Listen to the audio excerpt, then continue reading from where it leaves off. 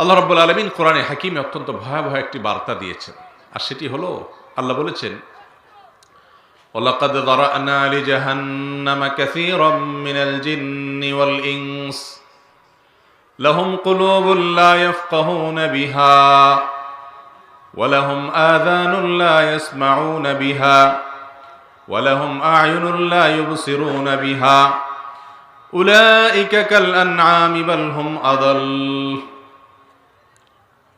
কিছু লোককে আল্লাহ তাআলা জাহান্নামের জন্য তৈরি করেছেন। তাদের জন্মই হয়েছে কিসের জন্য ভাই? জাহান্নামের জন্য। জন্মই হয়েছে, সৃষ্টি হয়েছে জাহান্নামের জন্য। কে সেই হতভাগা মানুষরা?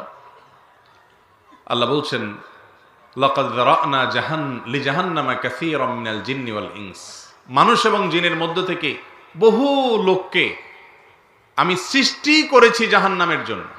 তার সৃষ্টি হয়েছে জাহান্নামের জন্য। মার্কা কি তাদের?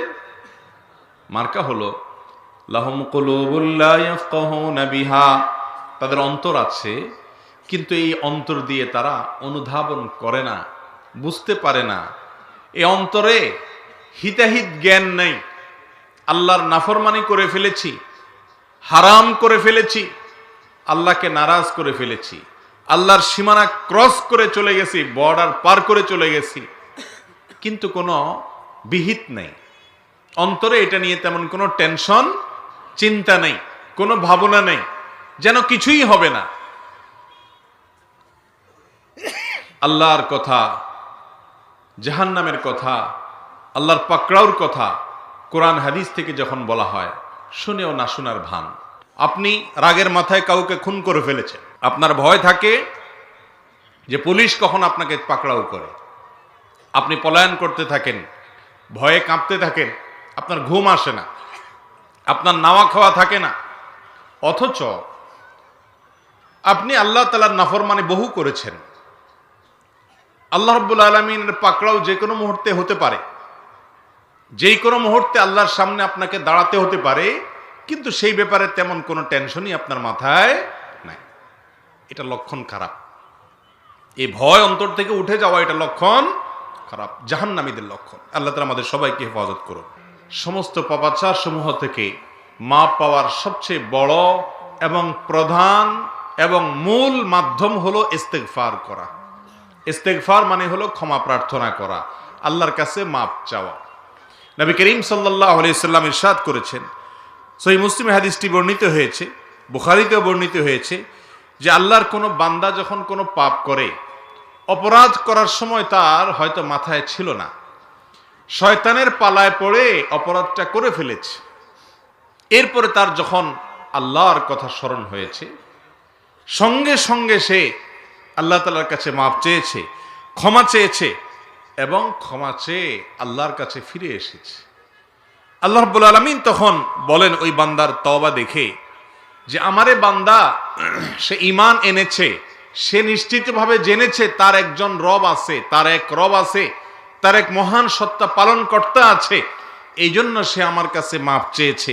যেহেতু সে আমার উপরে আস্থা রেখেছে, ভরসা রেখেছে, আমার প্রতি ঈমান এনেছে আর আমার কাছে মাপ চেয়েছে, কাদ গাফারতু লিআবদি, তো আমি আমার এই বান্দাকে মাফ করে দিলাম। আস্তাগফিরুল্লাহ।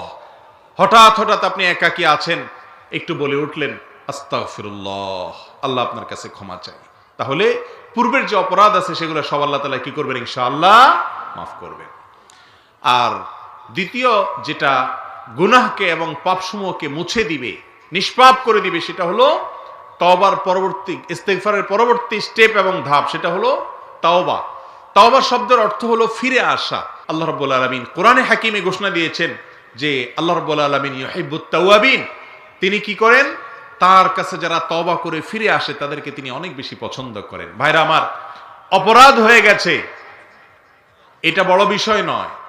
বড় বিষয় হলো অপরাধ হওয়ার পরও আপনার ভেতরে কোনো প্রকার ভাবলেশ নাই, অস্থিরতা নাই, আপনি আল্লাহর কাছে ক্ষমা চান নাই, এটা হলো বড় অপরাধ। কারণ হলো কুল্লু বনি আদম খাত্তা। নবী করিম সাল্লাল্লাহু আলাইহি সাল্লাম বলেছেন, এমন কোনো মানুষ নেই যার অপরাধ হয় না, পাপ হয় না। আলেম গায়রে আলেম, আমরা সবাই কম বেশ অপরাধ করি, অগণিত অপরাধ আমাদের দ্বারাই হয়। ওয়া খায়রুল খাত্তাঈন আত-তাওয়াবুন। আর এই অপরাধী মানুষদের মধ্যে আল্লাহর কাছে প্রিয় হলেন, শ্রেষ্ঠ হলেন, উত্তম হলেন ওই মানুষগুলো যারা অপরাধ করার পর আল্লাহর কাছে কি চায়? মাপ চেয়ে তওবা করে আল্লাহর কাছে ফিরে আসে। ওই যে বকে যাওয়া, নষ্ট হয়ে যাওয়া সন্তান যেরকম বাড়িতে ফিরে আসলে মা বাপ খুশি হয়, আমাদের মালিক আরশে আজিমের মালিক তার কোনো বান্দা পাপের পথ ছেড়ে যদি লজ্জিত হয়ে আল্লাহর কাছে এসে মাপ চায়, ফিরে আসে, আল্লাহ তাআলা এরকম তাকে অভ্যর্থনা জানান এবং আল্লাহ তাআলা তার প্রতি এরকম সন্তুষ্ট হন। আল্লাহকে খুশি করব তো ইনশাআল্লাহ।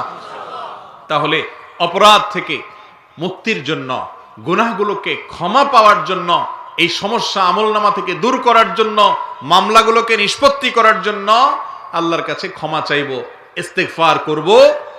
আর দ্বিতীয় হলো কি করব?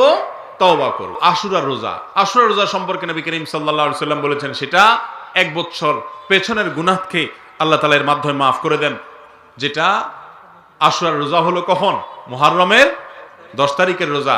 তার সাথে আরো একটা রোজা রাখতে হয়, শুধু একটা রাখা এটা ঠিক না, 2টা রোজা রাখা সুন্নাত, হয় 9 তারিখ আর 10 তারিখ অথবা 10 তারিখ আর 11 তারিখ। তবে সবচেয়ে ভালো হলো 9 এবং 10 তারিখ রোজা রাখা, কারণ নবী করিম সাল্লাল্লাহু আলাইহি সাল্লাম বলেছেন যদি আমি আগামী বছর বেঁচে থাকি তাহলে আশুরা রোজা রাখবো, লা সুমান্নাত তাসিআ ওয়াল আশির, আশুরা রোজা রাখবো মুহররমের 9 তারিখ এবং 10 তারিখ। তো এটা সুন্নাত, এর মাধ্যমে আল্লাহ তাআলা বান্দার গুনাহ মাফ করে থাকেন।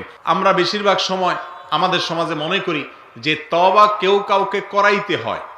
মূলত তওবা করানোর প্রয়োজন হয় না, যার তওবা সে চাইলে করতে পারে। তওবা কিভাবে করবেন? তওবা হলো কোনো পাপ হওয়ার পর প্রথমে অপরাধ বোধ নিজের মধ্যে জাগ্রত করা। আমি কি করলাম, আমি এটা কি করলাম, কেন করলাম, আমার দ্বারা কেন এরকম অপরাধ হয়ে গেল, নিজেকে নিজে ভৎসনা করা আর যেন কখনো না হয়। আত্মশাসন করা, নিজেকে নিজে শাসন করা, ধমকানো যে কেন এটা হলো আমার দ্বারায়, আমি আর কখনো এই পথে যাব না, সাবধান থাকবো সামনে থেকে। এরপর সেখান থেকে অপরাধ থেকে সরে আসার পাশাপাশি আল্লাহর কাছে মাপ চাওয়া, আল্লাহ আপনি এবারের মতো মাফ করে দেন, আর যেন না হয় আপনি আমাকে রহম করেন। এরপরেও যদি আবার অপরাধ হয়ে যায় আবারও তওবা করবেন, লজ্জা করবেন না। এরপরেও যদি তওবা অপরাধ হয়ে যায়, তওবা ভেঙে যায়, আবারও তওবা করবেন। এইভাবে গুনাহগুলো মাফ হবে ইনশাআল্লাহ। আল্লাহ তাআলা আমাদের সবাইকে আমাদের এই জীবনে যত পাপ করেছি, অপরাধ করেছি, এই সবগুলো আল্লাহর কাছ থেকে মাপ চাওয়ার তৌফিক দান করুন। মাপ চাইবেন তো ইনশাআল্লাহ? ভাইরা আমার, দুনিয়ার আদালতের কাছে যদি অপরাধ করে মাপ চান, আপনি একজন মানুষ খুন করে ফেলেছেন, এরপরে যায় আপনি যদি দুনিয়ার আদালতে বিচারকের কাছে গিয়া বলেন বিচারক আমি লজ্জিত অনুতপ্ত, মাপ চাই, আদালত কখনো আপনাকে মাফ করতে পারে বা মাফ করবে? মাফ করবে না। দুনিয়ার আদালত কখনো মাফ করে না, কিন্তু আল্লাহ রাব্বুল আলামিন মাফ করার জন্য আগাম ঘোষণা দিয়ে রেখেছেন। অতএব মাফ চাইবো তো আমরা ইনশাআল্লাহ। উঠতে বসতে চলতে ফিরতে ভাই এই আমলটা সব সময় করবেন। আস্তাগফিরুল্লাহ, আস্তাগফিরুল্লাহ, আস্তাগফিরুল্লাহ। এই আমলটা আমাদের মধ্যে নাই। আপনি যখন মধ্যপ্রাচ্যে যাবেন, বিশেষ করে সৌদি আরবে যাবেন, অনেক লোককে দেখবেন তারা উঠতে বসতে চলতে ফিরতে একাকী আছে, হঠাৎ করে মুখে বলে উঠে আস্তাগফিরুল্লাহ, আস্তাগফিরুল্লাহ। তার গুনার কথা মনে উঠেছে, পাপের কথা মনে উঠেছে যে আমার আমল নামায় কত পাপ লেখা হয়ে আছে, এই জন্য আমি আল্লাহর সঙ্গে একা